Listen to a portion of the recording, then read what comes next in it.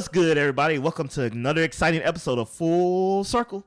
I'm your host, as always, Harmon Jr. Please feel free to find me at Harmon Jr. on all your favorite social media websites. All right, people, I'm going to be completely honest with you. Kingdom Hearts 4 is announced. We are having a Kingdom Hearts special. I don't know if I ever had one before, but we having it now. Like, I was going to try to pad this with some weekly news or, some thought-provoking evergreen piece, but no, we're just gonna do a special. So if you're not a fan of Kingdom Hearts, you don't want to hear us talk about 4, you think Square Enix and Disney Worlds are stupid, please exit the podcast now. For everyone else still here, welcome. And you might, if you're watching on YouTube, you can see who the guest of the week is. But for our audio listeners, I had to call the Kingdom Hearts guru himself. And I love Kingdom Hearts. Lots of people love Kingdom Hearts, but this man truly loves Kingdom Hearts more than me. There's some things that there's just some people do. Like when it comes to Pokemon, I will argue no one loves it more than me. And Kingdom Hearts is probably second or third on my list of game love. But yeah, he takes the cake, so I had to call the one, the only, Cameron Hawkins. How are you doing today, sir? I'm doing fantastic. How are you, Odell? I'm doing well. And before we get into it, Cam, just in case they don't know, who are you? Why are you the Kingdom Hearts guru? And I know you got a podcast just about the subject that the people should go listen to. I mean, I write things, I host things. You may have heard me on IGN Unlocked. I've been on there a few times, a lot of times at this point. I was like, more than a few. Yeah. I've written stuff on IGN as well. I've been on KFGD a few times alongside Odell. I'm currently a writer at GamePer. That's where I write all my stuff now. And I have a podcast called Unlocking Kingdom Hearts, where it's me, Jonathan Dornbush, who is the host over at IGN Beyond, IGN's PlayStation podcast. Alexa Ray Correa, who is a author of a Kingdom Hearts book, Kingdom Hearts 2 from Boss Fight Books, and Kevin Diaz from PlayStation Source. The four of us are playing through all the series together to more or less as a companion piece to get people who have wanted to play the series before but have felt too overwhelmed to jump in, not knowing where to start, trying to digest the narrative and the themes of the series, things like that. That's what Unlocking Kingdom Hearts is as a podcast, and we're still pretty early in. I just recorded the Chain of Memories episode last night, so we're only 2 games in. We're about to start Kingdom Hearts 2, one of the greatest games ever made, and it's a lot of fun. And if you want to tune in, you can tune in and enjoy. All right, so y'all make sure to go do that. Links in the descriptions, all that good stuff. And people, so we're going to just get into the nitty gritty of it. We're going to be talking about, what we need from the story in Kingdom Hearts 4, what we need from the characters, both new and old. And, we're going to probably kick it off with, what kind of worlds we want to see, that whole typical jazz. But let's just go ahead and get right into it. Cam, Kingdom Hearts 4 was announced for the 20th anniversary. And how hyped were you during that trailer? I was pretty excited. I you'd think that I would be probably as crazy as I was when Sora got announced for Smash. If anyone, it's literally pinned on my Twitter. If you follow me at CamFileMix, it is my pinned tweet of when Sora was announced for Smash and how I reacted to that, because that was literally a dream come true. Insane that happened. But no, it was more I think it was because we knew it was coming, right? We knew something was coming. It was just more okay, I'm waiting. Gotcha. And when it dropped, I was just excited. I think the thing that was the most surprising for me was that it's actually Kingdom Hearts 4. It's called Kingdom Hearts 4. It's the next numbered Kingdom Hearts game. Not 3.5, not 3 memories, not before the 4, whatever naming convention. More specifically, it's not Verum Rex. Because that was a big fan theory, right? Going after Kingdom Hearts 2, that we're going to get Verum Rex, we're going to get a Yozora game in Quadratum, things like that. And that didn't happen. Or that's not happening, at least not yet. And for me, I just feel the Kingdom Hearts 3 and the secret ending and everything very much set that up. And now seeing that that's not what the next entry is going to be, I'm kind of I just really don't know where we're gonna see the series go. And granted, like, it is a new arc, the Lost Master arc, and there's more thing like there's a lot of stuff we still don't know about. But just based off of like what we do know and just where my general head is at with things, I kind of wish we got a Verum Rex game first, because we still don't really know. We know that Nomura wants to make Versus 13 as close as the original idea for that was, outside of Kingdom Hearts, now in Kingdom Hearts. Mm. And so now I'm like, okay, we are not getting a Yozora game, and even though we're in Quadratum, however you want to pronounce it, uh, what is Yozora's role in this, right? Like, what is his role in the story going forward? Is he going to be like this new Kingdom Hearts character that is going to play a major role in this arc only? Like, in what way? Those are like, that is the thing that I am like picking at the most, is like, what is Yozora's role in all this, knowing that we're not getting a game that focuses on him, to get it like before, as we get into this new arc. Because that's another quick thing that I wanted to mention as well, is that this isn't called the Lost Master Saga. This is called the Lost Master Arc. And I think that was meant to be like said on purpose. Like, the way, like, using the word arc makes me think that this is going to be a shorter narrative than the Xehanort Saga. I think that this is going to be like, not as many games to make up what Kingdom Hearts was like up to this point, to do whatever the story is. And I think that whatever the story is, it's all going to take place in this unreality that is like Quadratum, and like potentially it sounds like other worlds. And that's another thing that we can talk about later that I have feelings about. Yeah, so I was with you in a similar boat that the announcement started off with mobile games, and I was like, oh, okay, yeah, duh. Then we got like Kingdom Hearts England. That's why I keep calling it, just because like the P coats and everything. I'm just like, oh yeah, my cosplay is gonna be amazing. And I was just like, okay, we're gonna get more of this. Like, I'm not gonna lie, like, I really don't play the mobile stuff. I just kind of read the story, get like I watch the videos on YouTube, just because I know I'm just not gonna do it. But I know they're important enough to where I'm gonna keep the information. And I thought we were gonna get like a tease of another game. I'm actually happy we're not getting a Yozora game, because correct me if I'm wrong, he's not a Keyblade wielder in any capacity, right? He's just like a regular dude. Yeah. Nope. And I was afraid that if we start to go into this typical JRPG where I didn't want Keyblade wielding to become like a class. Like, Sora's a Keyblade wielder. Zora fights with guns, and here's our mage. And like, because to me, Kingdom Hearts is about Keyblade wielders. It's their, even if it's not Zora's story, it's their collective story with their world and stuff. And I didn't want that to become a side focus. Like, you could be a Keyblade wielder, or you could be this guy. And so I'm kind of happy, because I could have seen it going in that direction if we got a Zora game. It's just like, it's kind of like Metal Gear Rising. Like, it's fun, it's cool, but outside, just they share a name, but nothing else. Nothing against Metal Gear Rising. I have fun with it, like everybody else. It was wacky, and but I didn't want to see Kingdom Hearts do that. You know what I'm saying? Well, like, I do to a certain degree, but also like, I think we're past the point in the series where, like, at least in the sense of like what you're saying, like potentials of like classes, which I don't think that would be the route they go on. But even hypothetically, like, Keyblades have at this point not a whole lot of unique use at this point. Like, in the first game, like, he was like, oh, you needed the Keyblade to defeat the Heartless, but even then, not really. Because they can be a hit with anything.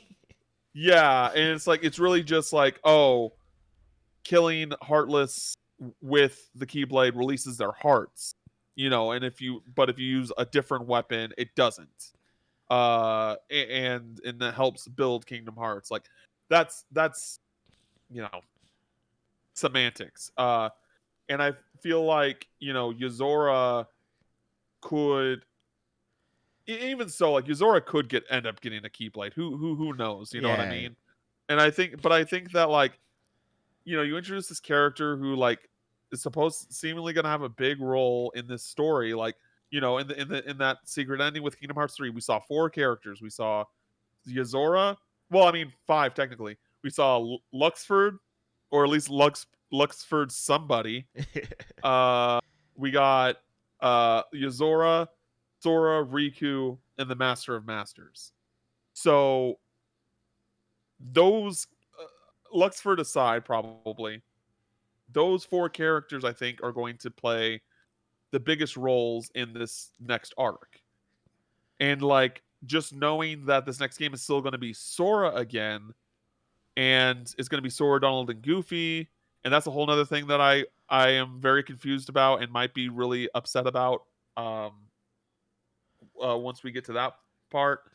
Uh, it it's just one of those things where I want, like, this is a character that is significant enough that like he's gonna need his own game. Like Sora, like Terra, Aqua, and Ven got their own game. Roxas, Axel, and Shion got their own game. Uh, and I think that like Yozora and whatever his crew is, even if they're like not relevant to the plot or whatever, they need their own game. Like we need to know more about why they matter in this world, in this story. And like we might get that, and like the Nomura and Tai Yasu said, Yasui, I don't know how you pronounce his last name. Uh, he said, they said like in interviews or something like that, they mentioned that they kind of wanted to work. They wanted to work on both. They wanted to work on Kingdom Hearts 4 and a Verum Rex game, but they had to choose one to do, and Nomura decided Kingdom Hearts 4. And but so like it doesn't mean that there's going to be a Verum Rex game, but it's definitely something that they're thinking about. So it'll be interesting to see how that is going to work out post Kingdom Hearts 4. And it really it's really hard to think about certain things like Yozora and his relevance and stuff when we know such little information about him from both the Kingdom Hearts 3 stuff where we do see him, and just like this small Kingdom Hearts 4 trailer that we got where he's not in it at all. Yeah. You make a good point, but if Kingdom Hearts 2, the greatest game, one of the greatest games of all time, as you said earlier, has taught us anything, we could have an entire prologue that's like 3 to 4 to 5 hours. That's essentially the Verum Rex game before Kingdom Hearts 4 officially starts, because Kingdom Hearts 2 was able to do that flawlessly. Like I've always said, the prologue in Kingdom Hearts 2, you heard me say this before, is better than most games. And we can see something similar in that vein. One of the things I'm thinking about is how far away are you from Kingdom Hearts 4? Because if we think about like Kingdom Hearts 3 first trailer to launch, that's an eternity. I'm hoping we're not going to be in the same situation, especially with gameplay. Well, quote unquote gameplay. Let's give it the benefit down and say that's true blue gameplay. I'm like, man, are we there yet? Is the PS5 capable of this, or is this something we're going to see on the PS6? Again, saying how long development took for God, 3 no. to No. No, this game's I think this game, if I had to put if I had to put money on it, like not my hopes and dreams but my brain, I would probably say like 2025. But I would like it to be 2024, and I think it could happen. And the reason why I say that, because here's the thing, we're also have to think about Square Enix's other titles, because right now they got Final Fantasy 16 lined up, they got Dragon Quest 12 lined up, they got Remake Part 2 lined up, on top of Kingdom Hearts 4. Those are like 4 of their biggest games in a very long time, all announced at the very least. Granted, we've only seen like I mean, technically, we've seen in-engine gameplay for uh, both 16 and Kingdom Hearts 4. At least I think 16 is in-engine. Um, so I think that those two games are going to come out before like Dragon Quest 12 and Remake Part 2, personally. Okay. Because I think Nomura already said that they've been working on Kingdom Hearts 4 for I want to say a year and a half at this point. So it's something that, you know, they've been working on, and they've been working on an engine that, you know, they're using the same engine, technically Unreal 5, but the beginning development of this game has been on Unreal Engine 4, which is something that that team is now used to using. And from what I've heard, like on Twitter and online from like game devs, the kind of transference of like moving your stuff from Unreal 4 to Unreal 5 is seemingly pretty easy. That I don't think that that is going to suck up a lot of time in that process of moving over to Unreal 5. Um, and if you look at the history of like when these games released, I think like outside of Kingdom Hearts 3, and the amount of time it took for that game to release after Dream Drop, I think the longest gap was between uh 2 and 358 over 2 days, which was I want to say like 3 years. So if you put that into perspective, like I don't think the game coming out in 2024 is a stretch. But I do think the more I've thought on it, that it'll probably be a 2025 game. And another factor to put into play is Disney, is when Disney says like, "Hey, you need to get this game out by this point." And we saw that with Kingdom Hearts 3, right? Like the Remind DLC very much felt like this is what should have been the end of Kingdom Hearts 3. You know what I mean? And they Yeah. just didn't have the time to finish it because Disney said you need to get it out by this like time or we're going to have a problem. So, and I think that Square has gone like, you know, has gone over these hurdles now that that will not be an issue moving forward. At least I hope not. Yeah, I hope not either. And just to sum up the newsy bit, what I was telling my friend the other day is like, and this isn't because it will come out in 2025 or something. I just feel this game is being optimized for whatever the next PlayStation 5 is, being the 5.5, the 5 Oh, plus. like a pro or something Yeah, like pro. that. I really think this is gonna be one of those games that's like clearly you can play it on the base PS5, but the experience is gonna be catered to whatever this next PlayStation 5 iteration would be, whether that's Pro Plus, upside down 5 to make an S. Who knows? that I I do not think that's going to be the case. I, Uh, I, I I'm I telling you, if I think had money right now, I would go to Vegas. I know they don't have this, and put money on that. I um I do not think that. I'm actually going to check something here really quick. Sorry. You're good. This is relevant to the discussion Yeah. at hand. Um, okay. Well, okay. So what I will say, regardless, um, I think that it's going to be another. I mean, maybe you're right, because like I think it's going to be a long time before we get a pro version of the PS5 because people are still struggling to get one. You know what I mean? Yeah.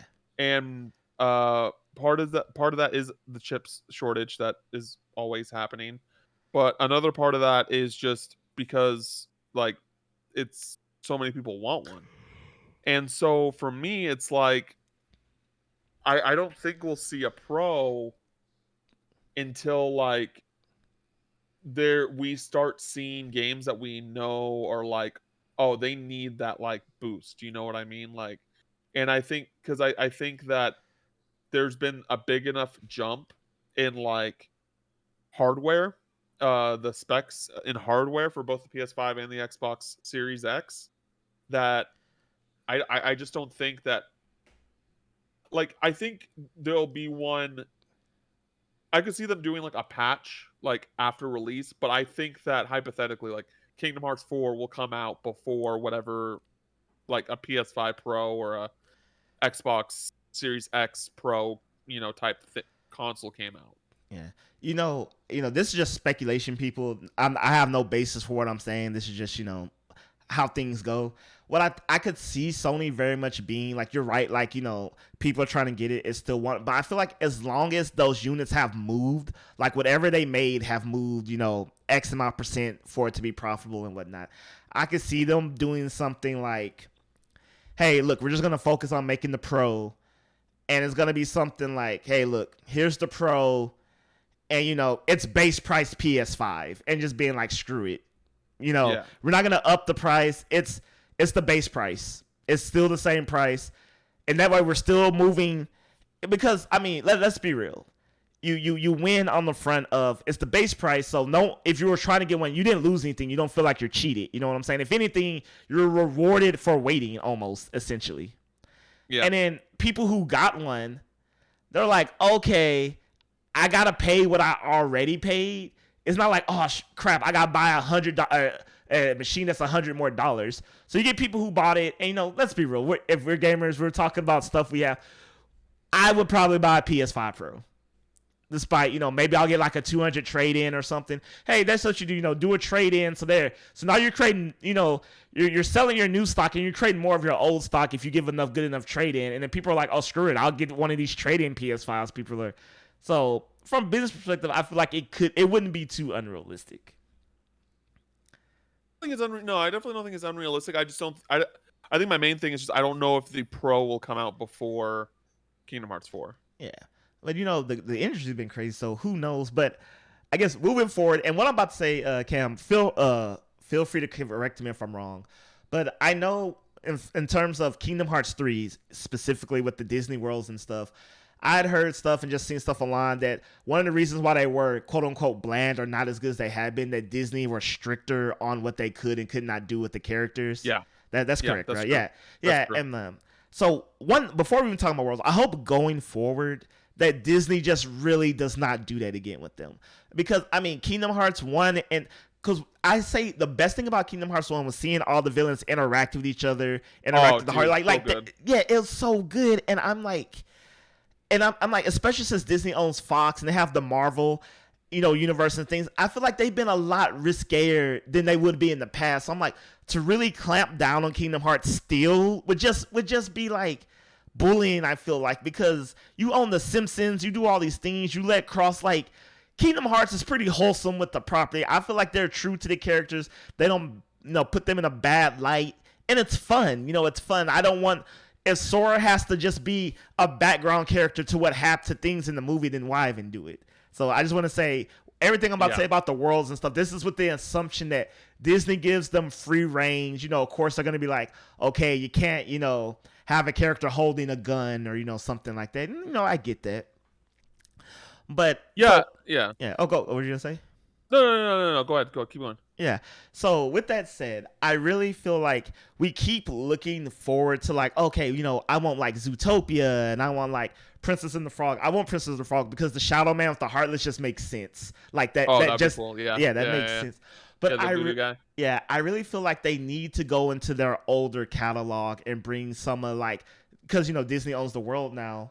Like, and one of my favorite ones, and I tweeted this out, and apparently so many people agree, they need to do Robin Hood, the animal version. That world would make so much sense. Little John would already be a great villain. People said they would just love Sir Hiss being a villain, a boss, whatever. And I'm like, he would. And I think we need like the good old classic, I'm gonna call it like the 2D animation, 70s, 60s, 80s. I really think we need to, before we get to the new stuff, we got to have something that we really need to pick out the best old worlds. I think that's where we go. I agree. Robin Hood is definitely my most wanted Disney world, even before Kingdom Hearts 3. And I definitely think they're going to go into the new stuff. Like, I think that Moana is like the most obvious world that they're definitely going to do. She's from an island. He's from an island. Yeah. I would. Yeah. There's some older worlds I definitely would love to see. Robin Hood's definitely up at the top. We still haven't gotten a Jungle Book world. Jungle Book was going to be a world in Birth by Sleep, and that got cut. So there's already interest in that. So that's interesting.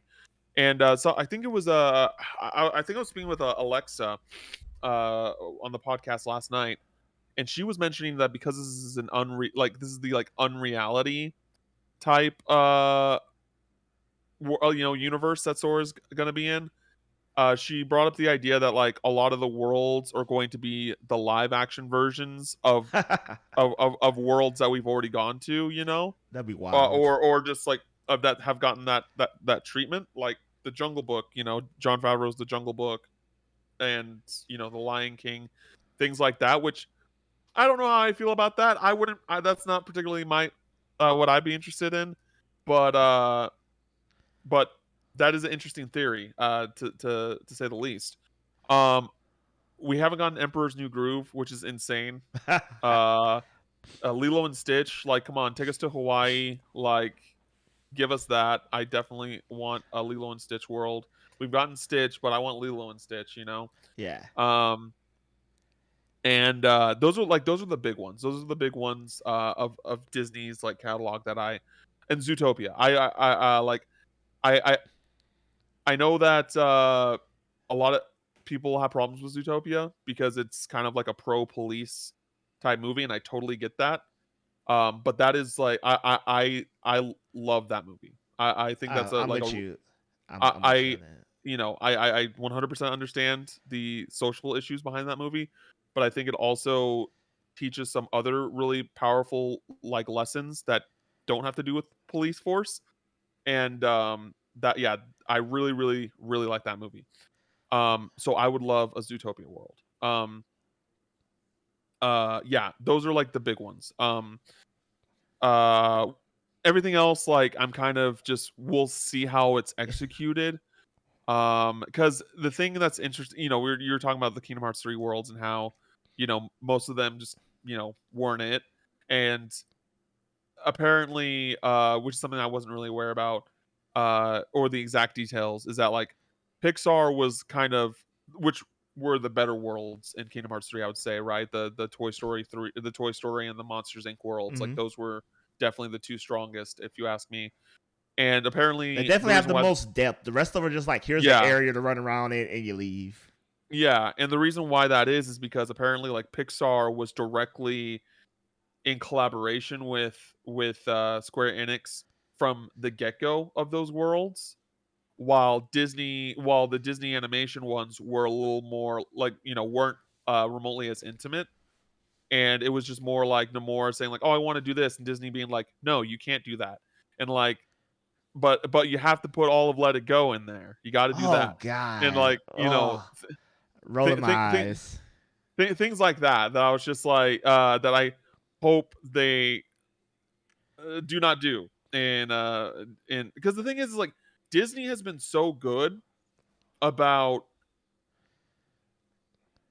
like licensing their IP, and like in recent, well, not like particularly Disney, but like Marvel. Like Marvel's been really good about licensing their IP and like letting like those developers make what they want, and they're owned by Disney. So like, Disney, let Square do exactly what, let Nomura do exactly what he's been doing the Yeah, past you 20 trusted him years. for 2 games that turned out great. Yeah, exactly. Like, and I get it that you have other leadership in charge at this point, but like, the proof is in the pudding, dude. And Kingdom Hearts 2 is legitimately one of the best games ever made. Like, it should be on every top 100 list at the very least, if you ask me. And it's just like, it, it's bizarre that like, they were just so restrictive this time around. Like, Yeah. I don't understand it. Because there were so many cool ideas that Nomura had, like Elsa being a boss fight. Like, that would have been so cool It would have and been. different. And like, and then it just ended up being like, I still like the Ice Labyrinth in Frozen, but like, outside of that, Frozen is a not good world and has a lot of problems. And the ice labyrinth Um, could have literally just been anywhere. Like, yeah, there was nothing uniquely frozen about it. yeah, exactly. So, but Anyway, we're not here to slander Yeah. Kingdom Hearts 3. But yeah, I those are the worlds that I'm definitely interested in. And there's already rumors, right, about Star Wars being a world because of the ATST foot that looks like, and it looks like Endor. And what are your thoughts on the idea of a Star Wars or Marvel world, Odell? All right, so I'm gonna pause it real quick because I have a lot to say, and once I start, I can't go back. Okay. But all right, two quick points about old worlds. One, Atlantis needs to be a world because, dear God, Okay. Yeah. Okay. that'd be good. But so one of the things I always thought is, how like the Little Mermaid, every time I go there, that's the sing along world. We sing along, we don't actually fight. It's fun, rhythm based game. And after Melodies, what was it called? Kingdom Hearts? Was it called Melodies? The game where you get the secret Melody and Memory. Melody of Memory. There we go. Yeah. I was like, okay, we need to have a new sing along world. Okay. And I came up with the perfect one. There's a bad guy, but there's nothing like we need to actually like heartless and fight. It'll be too much. Our new sing along world should be Oliver and Company. Yo, like, okay, I didn't even think about this, but if we could get Aristocats and Oliver and Company, hell yeah! Like those would be with Robin Hood in like my favorite, like in my most requested worlds. I didn't even like think about that. Like, oh, what are the chances of Aristocats and like Oliver and Company? But dude, like, I love those films. I feel like that they're very underrated at like nowadays. I'm sure. I mean, I don't remember specifically, but I wouldn't be surprised in like there's some racial shit in Aristocats that I don't remember. So if there is, I do not condone the racial shit in Aristocats. But we're two black men talking on a podcast, so I hope that's already implied. So yeah, but yes, they should just get rid of any sort of musical world in general. Like that's the worst part of Kingdom Hearts 2 is that, but like, yeah, because I just feel like you probably couldn't really fight. Like there's not enough there. It's like, I mean, you could, of course, you can make a Heartless, but I'm just saying, like, if we had to do this, let's stop doing it with the Little Mermaid. If you had to do a music one, Oliver and Company for sure would be the one. Okay, but like, but everybody wants to be a cat. Yeah, like from Aristocats. That'd be such a great part. It's the me or Chinese, the Siamese cat. Does the like. Isn't that? China? Oh yeah, that's the super racist shit. Isn't that from? Okay, no, that's from Lady and the Tramp. But Lady and the Tramp. Yeah. But there's a Chinese cat of similar. Oh yeah, he's playing on the chops. He's using chopsticks to play the piano. Yeah, that's fucked up. So yeah, we just removed that. We just removed that 10-second part of the song, and we were good. We're golden. Yeah. Like don't have a Siamese cat use chopsticks to play the piano. Like just let the Siamese cat play the piano normally. Yeah, for sure. Yeah. And, so yeah, I'm just saying, if we got to do the music, the Little Mermaid story has been told. Let's use another movie I don't know how many songs are in the Emperor's New Groove. I don't know if there's enough music there to do that. Sure, it could be figured out. Yeah. I'm sure they could do it. I mean, because there's the intro with Cusco, but I'm like, is that the only song? I feel like that's the only song. I think that is actually the only song. Okay, but okay, moving on to the end. Okay, so this is how I feel about it. The MCU has dominated multimedia for all the years. We don't need it in Kingdom Hearts. Like we just don't. I mean, yeah, I'm pretty sure there's some cool stuff we could do, but I will say this goes to the live action Disney thing. If we gotta have if we gotta have the MCU, if we gotta have a live action Disney World, and if we have to have, please limit it to one world that's just kind of one and done. We're not making return trips here. It's like a cool, we've done it. And that's like, I don't agree with that. I do not agree with that. And I'm gonna tell you why. This goes back to the whole like Yozora thing. Like, I don't want Kingdom Hearts. Like, I know things change and grow, and I understand that. But like kind of saying the same thing with Pokemon in its core games. There's some things I feel like you just can't innately change. And the second you start to move, like, okay, like, you know, we can have our spin-offs, we can do crazy stuff in them, but this is a numbered title. I don't want it to be too ambitious. Me personally, I'd rather play it safe than, you know, be like, oh man, we're going to all these Star Wars world, and we're going to the MCU stuff, and you know, basically, if it has to be that, I want it to be to keep it simple. You know what I'm saying? Keep it simple. Don't try to overextend. You know, that's just how I feel. Because I feel like I don't know if I trust the team, and when I say team, I mean everyone involved. Let me be like, I don't know if I trust Disney enough, because I can see it. I can see it being like, okay, the Disney properties. Okay, we're all being extra careful of these for some reason now. But since we've already poured out Marvel and Star Wars and we're used to it now, they're going to ham-fist it into Kingdom Hearts, where it's just like, in a way that I just feel like would not be beneficial to nobody. Us, the players, people who just like the story, people who like those particular universes.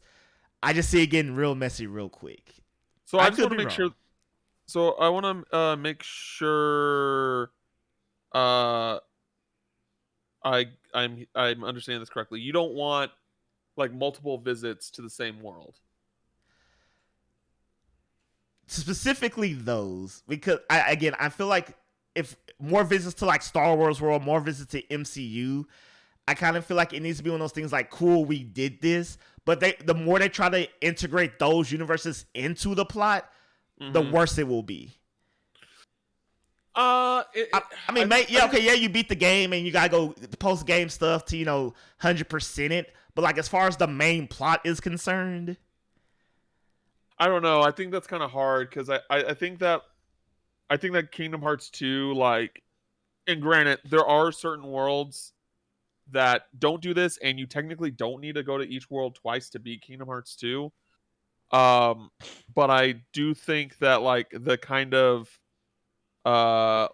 like outline of the first time you go there, it's like the game story, and then the second time it's like something completely original, and you're helping this character out with something else, and it's like usually that what's going on in their movie. it's relevant to the actual plot of the Kingdom Hearts game. I think that should be what they do moving forward, because like Kingdom Hearts 3 I think showed like the one trip visit really didn't work for like almost every world. I feel like personally, I can see that. I don't know. I just like especially like Tangled and like Olympus. I mean, Olympus was technically like supposed to be like kind of like a tutorial world, which was also I had problems with.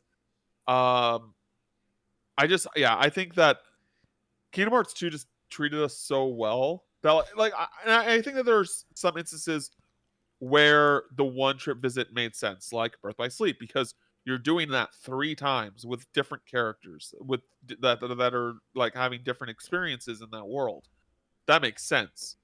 But yeah, with Sora, Donald, and Goofy, I think the trips back makes sense because it gives you more than just, hey, we're just rehashing the plot of this movie for you. Like, it gives you more than just that. And some worlds do that rehashing better than others. And like in some instances, it doesn't even rehash the movie. Like, you know, when you went to Beast Castle, right? You already knew who Beast was, you knew who Belle was. Sure, they were going to do the ballroom stuff, but it wasn't the movie. You know what I mean? Yeah. And I thought that they did that stuff really well in Kingdom Hearts 2. So for me, I want them to do 2 visits because I think that'll be better to for like the exposition and like just the general narrative, and like making Sora and like Donald and Goofy more relevant into what they're actually doing there. Yeah. Just for a correct, that's not. I don't want that for all the worlds. Just if we do the MCU stuff and the Star Wars stuff, just them, because I don't. I mean, but what you're saying does make sense. It is, it makes the games feel more alive to be like, okay, we went here. We're it's not the movie plot. It's like our collective plot, and then we travel back here for reasons. It makes sense, and I do get that. It's just, I guess I just don't trust them to handle these worlds well with whatever the base Kingdom Hearts plot is. Yeah, it'll be interesting to see how they do, like if they do Star Wars and MCU, and like going into Kingdom Hearts 3, I was very anti, like, nope, I don't want Star Wars, I don't want MCU, I want Disney, original Disney IP. Like that's what Kingdom Hearts is to me. But now that like Nomura's introduced this universe of unreality that's different from everything else, I'm more open to the idea, right? And because it's one of those things where once they eventually go back to their universe of sorts, it's something that we don't have to deal with again or see again. And who knows? They could totally nail the Star Wars and MCU stuff. They could. They honestly could. But like, I am kind of with you where I don't. I am a little bit pessimistic about that.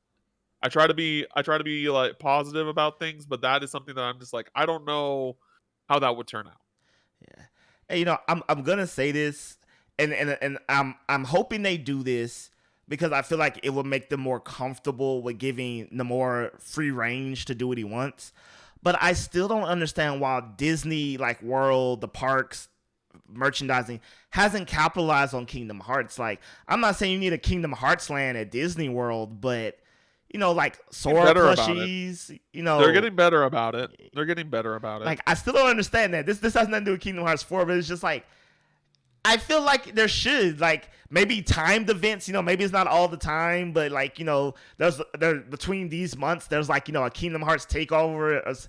Like, it to me, Kingdom Hearts is such a big brand and such like a recognizable thing. Like, I feel like a person could see a Keyblade and know what that is. They wouldn't be like, that's an oversized key, I don't know where that's from. Like, with the Mickey like we're at a point now where the Keyblade is like one of the most recognizable weapons in video games. Like, that's just how it is.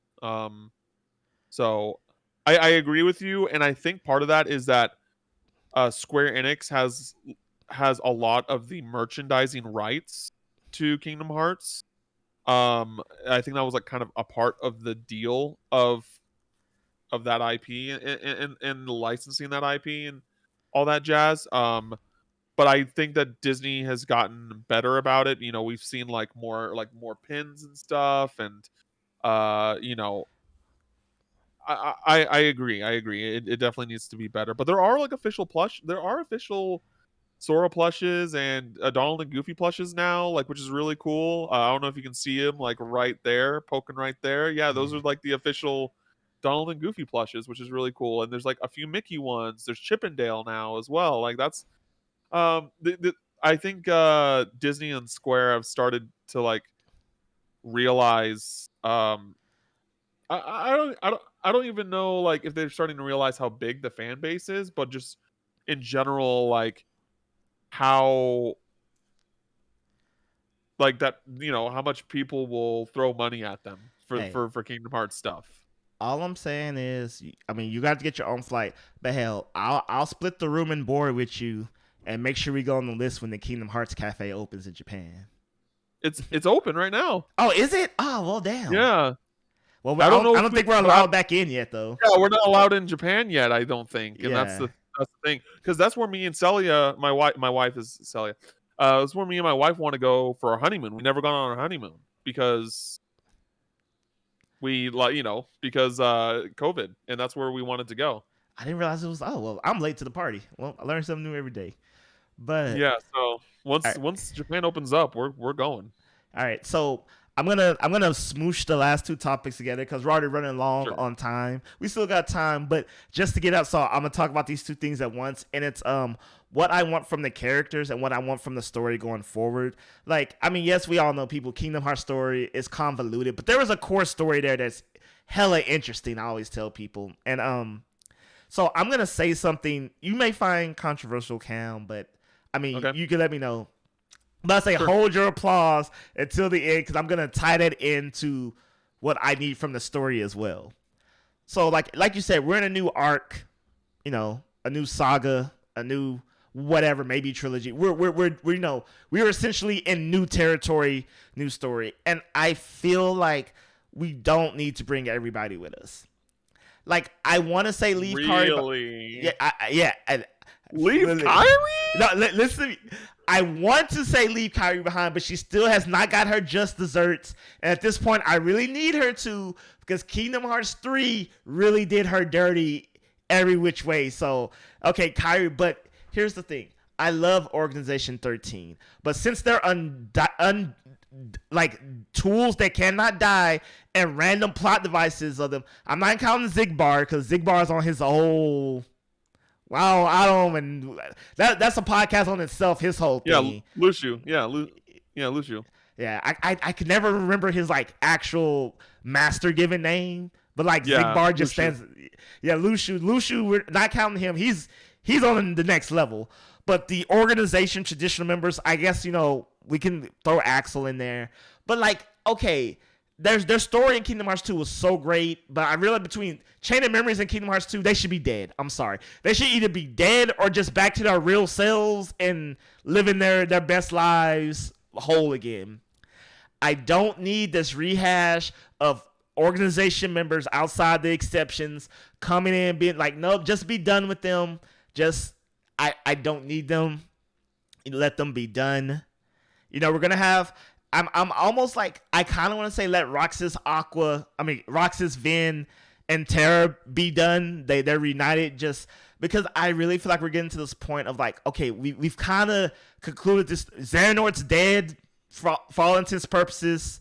Let's just call him dead. He could not be. Who knows? It's Kingdom Hearts. But yeah, that's another thing I wanted to talk about. But go on. Yeah. So I kind of feel like either just let sleeping dogs lay where they may. Just let's move on to Zora, these new people. We can mention them. Maybe Jiminy Cricket's journal. Just have a long ass journal entry about what they're doing. Maybe they threw the peace sign. Let's call it a day. Like we can't.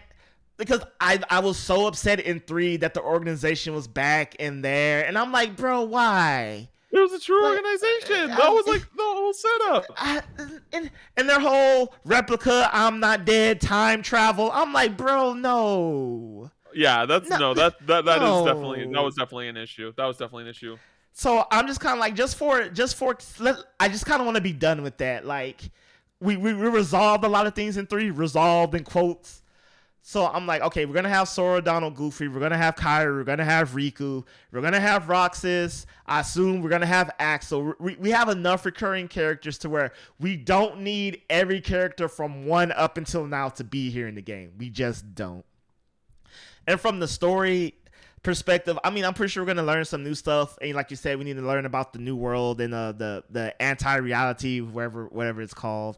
But I'm kind of like, We've been teased at the master. Let this truly be the story about the lost master, about what happened with the original Guardians. Let's actually do that. Let's not tease. I don't want the story to tease. Like, here's a new story, and here we let this be the story. Let us have arrived at that point, and if it leads to new things or more things, that's cool. But I need the story to be focused in that regard. And for the characters, like, I'm cool with the new people. And like you said, if we get like non-Keyblade wielding people and if we play at them, that's fine. But I need the story to be focused on the great mystery. And I need some characters to just be not dead, just that they're living their best life back in Hollow Bastion or wherever they're from. That's what I need from Kingdom Hearts 4. At baseline. And I know, Cam, some of that may sound like crazy talk. I mean, I think there's a lot to unpack there. Like, I think that I have a feeling. Like, I agree with you to a certain. I agree with you to a certain extent. Like, I think that, I don't think the Wayfinder trio or the Seesaw trio are really going to have much to do with this arc. And I don't. I think the big question is regarding this idea that all these characters are gonna just not be relevant for a while, is whether or not this entire arc is gonna take place in this unreality, or is it only gonna be Kingdom Hearts 4? Right? Is Kingdom Hearts 4 basically Donald, Goofy, and Riku trying to get Sora back to Destiny Island? Is that what this game is going to be about? And if that's not the case, then it would kind of suck not seeing these characters for that long in any capacity. Because who knows how long this arc is going to be and how long it's going to take to make all those games. It's including Kyrie, you know. So that's something that's interesting to me. And another thing that like I've been thinking about, which I brought up earlier, is just like, so we see like Strelitzia is in the game, and she was from Union Cross, and she like bites the dust in that game, and so it kind of begs the question that like what are the rules of like death in this world, in this universe, where like Sora didn't really die. This was just the consequences of him using his power of waking to save everybody. And then like Strelitzia did die, as well as Ericus and Xehanort. So it's just like, are Xehanort and Ericus dead, or are they gonna like be in Quadratum? Or I just like, hope they're dead for simplicity's sake. But I just like want to like I just want a because like listen, like there's a certain level of Nomura bullshit in Kingdom Hearts, but like at least it makes like at least there's a reason given that makes enough sense, like with Nomura's isms, that like I can be like, okay, I'm good, I can move on, they're gone. I just want to know, you know. That's fair. You just want a definitive. This is what happened to them, one way or the other. Yeah, because they're the only two characters that properly die. That's not Strelitzia. Like like they're the only two. They're the only two characters that properly die. Ansem properly dies. Well, also like Ansem is a part of Xehanort. Like that's not the same. Yeah, that's true. You're right. And there's also like Ephemer, like who's what like you find out is the founder of Scala, and like there are other characters like from like the whole Union Cross era that probably died as well, and like don't know how that stuff really goes into play either. It's just I kind of want those things, like what are the requirements for each of these things to happen. So that is something I'm curious about, that we may or may never get the answer to. And another thing that I'm curious about, and I'm gonna be really upset if this comes to fruition, is the end of the trailer we see Donald and Goofy supposedly in the underworld looking for someone or something. Easiest thing is that they could be looking for Hades to understand like, hey, how does this work? How do we get Sora back? There's other ideas that they could be looking for Auron, which would be really fucking cool. Because we haven't seen Auron since Kingdom Hearts 2. And I really like how he was implemented into that game. So that would be very cool. And there's also like ideas that they're looking for a completely new character that just happens to be in the underworld. So with that in mind, they're obviously trying to find a way to get to Quadratum.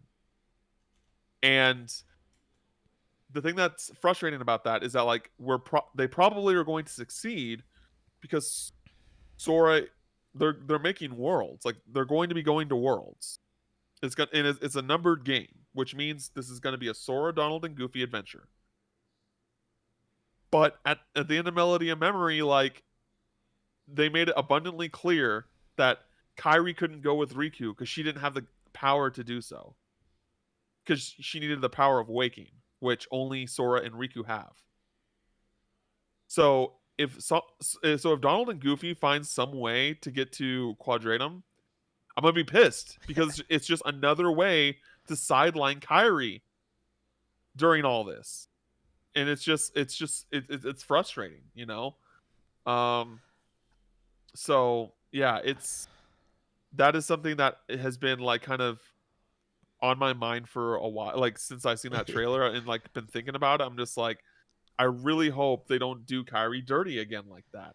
Bro, I'm with you. I really want to, like, again, we talk, like, it's not Kyrie the character, it's the writing for Kyrie, and yeah, it's like how Naruto's writer did Sakura dirty. You know what I mean? Like, I think, and like at least like Hishimoto, right? Hishimoto's the yeah. Naruto creator's name. Yeah, Hishimoto. Um, he Kishimoto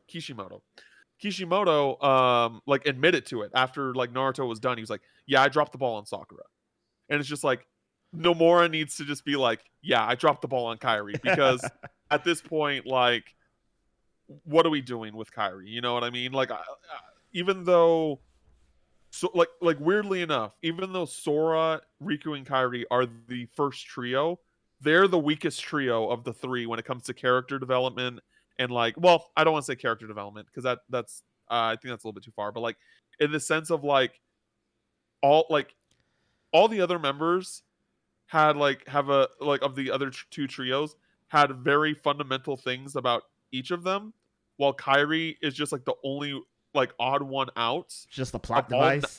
of all nine of those characters, and it's just like I don't want that to be the case anymore. You know? It's like all interesting ideas for Kyrie just went to nominee. Exactly. Like Naminé is a way more interesting character than Kyrie. Yeah, and you know, and like I said, it's, I don't want to be like, okay, you know this about me. I hate Shion. I hate her. I hate her as a character. I think it's dumb. That's me. I did not know that, and Oh, that's you insane didn't? to me. Oh yeah, no. Oh no, I hate her as a character. One, because I'm like, Roxas shouldn't exist. You sure as hell shouldn't exist. Like that's on a fundamental like story thing that bothers me. But like to me, I feel like Shion's story is Roxas's story, just not as good. It's like we already have Roxas. We don't need a Shion. And this, like, I feel like for Shion to been good for me, Roxas' story would have to been something different because her story was just Roxas' story rehashed, in my personal opinion. I get why you think that, but I think that there are some differences because I think that, like, you know, Shion was made specifically to fill the void that Sora was supposed to have in the organization from Chain of Memories that didn't end up happening.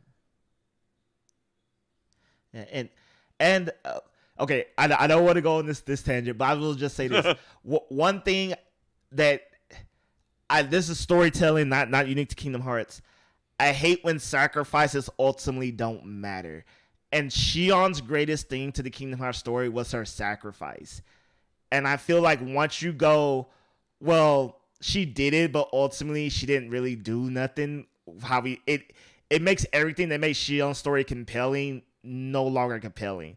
Like with Roxas becoming a real boy doesn't really hit that bad because I feel like there's enough more BS, as you said, for it to make sense. But I feel like it's not enough there for it to make sense for her. Well, regarding like Shion, well, because I don't know if you saw the thing that was announced, like, or like it was like, I don't know if it was an interview. It was during the 20th anniversary event or something like that. Mm. But Nomura said that he was going to keep Roxas and Shion gone. But like listening to fan feedback, he decided to bring them back. Oh God, that would have been so glorious. Like, damn you fans. Okay, I'm gonna we can talk about this at some point. And, you know, I'm pretty sure. Like I know. But what I wanted to say, like in general, is like I would agree with you if it happened like in the next game, if they brought them back in some way in the next game, and you know, that would definitely hinder the 358 as like as a game. Like, you know, that game is a tragedy, like narratively, and Yeah. and but like when I going into Kingdom Hearts 3, I had the expectations like everyone's gonna come back. Like Terra's gonna come back, Roxas and Shion's gonna come back, Naminé's gonna come back, and that happened. So from and I like and I had that expectation because I thought that it made sense to me, because like outside like Kingdom Hearts at the end of the day, outside of like very few characters that I wouldn't consider an antagonist, have end up with good endings. You know what I mean? Like I think the Yeah. only character that honestly was a tragic character from beginning to end was Riku Replica. And that's it. Like everyone else, like I thought would eventually end up, because I don't think because those events still happen, right? Like just because they come back, that doesn't change that what happened before didn't happen. If that makes sense. Like Yeah. yeah, and again, like if it was like the very next game, I think that would definitely been less compelling, like over time. But knowing that it was 10 years between like 358 and Kingdom Hearts 3, like just I think I thought it was fine. But I can understand why you were upset about that. Yeah, and no, I get it because like I mean, I still love Kingdom Hearts 2, and no matter what Kingdom Hearts 3 did with the organization, that doesn't ruin 2. But because I could look at those Yeah. games in a vacuum. I could look at Kingdom Hearts 2 in a vacuum and being like, I don't care what any other games does, this is still great. But when I look at the overall picture, it's like the organization story becomes infinitely weaker once you add in supplementary titles. Or they're not supplementary, but the other titles. And I feel like, to me, Shion was a character that I already wasn't too hot on. I understand the fan love the zeitgeist loves her. Anytime I talk bad about Shion, I know I'm in for a bad day. But ultimately, how it went, I was fine. Like, I was content. I enjoyed what was there. Like, I didn't like it negatively, what it meant. Like, the more questions you ask, the more holes you can find. But that's with anything. But her implication in 3, it just kind of sent me over the cliff. I was on the edge. But what I say all that to say is that I'm not saying that like no, don't see any of the trios. Like I think it'd be cool if they have some role in the story, like you can even play as them. But narratively, I'm like their story is done. I don't want them to find a way for them to be more relevant than they should be, because I feel their story, Terra, specifically Terra Aquavin, their story is done. It is done. Like, there doesn't need to be a reason. Terra, doesn't need to find, like, it is done. Besides helping when help is needed.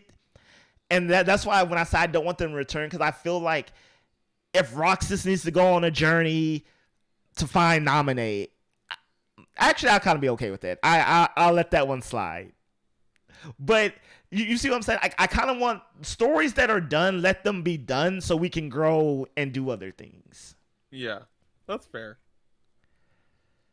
That's fair. And like, again, like I agree with you to a certain extent, but I don't want like these characters to be gone forever. Is the best way to put it. And again, we don't know how long this arc is going to be. Hell, we don't know if like Kingdom Hearts, when Kingdom Hearts is actually going to end, like officially, like from a narrative standpoint. So who knows? Yeah, I think our best bet that can make everyone happy, and like I mentioned earlier, is that we have a very extended prologue. I mean, hell, it's a JRPG. Kingdom Hearts could be 100 hours if it really wants to be. We can have like a 5-hour prologue that's just it's essentially the game they didn't make, just condensed. Of this Nexus world, what's all that? Because how long is the prologue of 2 before we see the title? Like, what? That's at least good 4 hours, right? 3-4 hours, yeah. Yeah. So I'd say something 5 to 7, hell, even 10. If it's done right, I feel like a 10-hour prologue wouldn't. A 10-hour prologue and then a 70-hour, 60-hour game. Like, yeah, I'm with it. That's like double the length of a normal Kingdom Hearts game. I mean, I feel like it is, but if it's done right, I mean, who's complaining? I'm not complaining. I'm not Yeah. complaining, but I just think that like, with Kingdom Hearts games, like there's always been kind of like, hey, this is going to be a 30 to 35 hour experience. Well, we're on the PS5 now. We gotta use them extra teraflops. But I guess right quick before we wrap up on our long Kingdom Hearts special, what's just like the one thing you hope they get right? It doesn't matter if it's character, world, story, maybe a mechanic. Like, what's just the one thing? Oh man. If it can't be the top of the list, just one of the things that just like this needs to hit. Everything else can go down in a blaze of glory, but this needs to hit. Personally, I think I like there's two major things. Okay. There's two major things. One of them we already talked about, which is how not specifically how they handle the worlds, but more the fact that like I think there needs to be two visits. I think there needs to be two visits.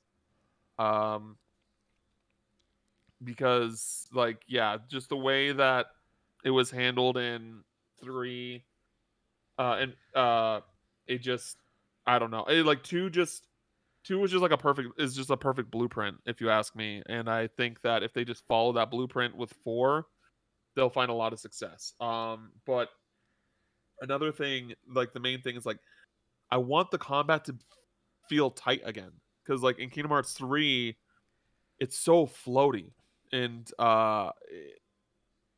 like Kingdom Hearts 2 was perfect. It was like the right amount of like ground and aerial combat.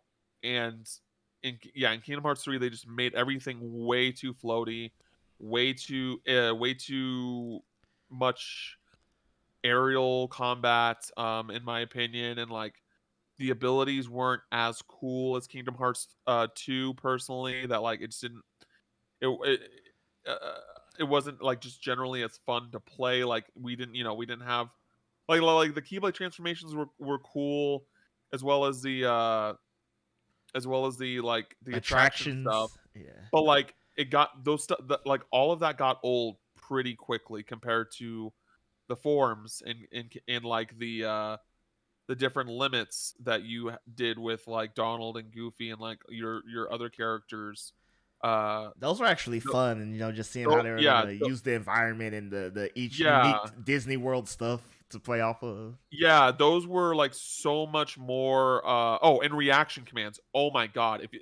If reaction commands are not back in Kingdom Hearts 4, what are they doing, dude? Because like the reaction commands in Kingdom Hearts 2 made everything feel so cinematic without like it feeling like Disturbing the flow of the gameplay. yeah, it didn't. Yeah, Yeah. like that's exactly it. Like it doesn't disturb the flow of the gameplay. It like feels natural. And granted, you can say, oh, it's just a QTE, but like even so, like they do it in a way that makes it feel like it's not interrupting the flow of the gameplay.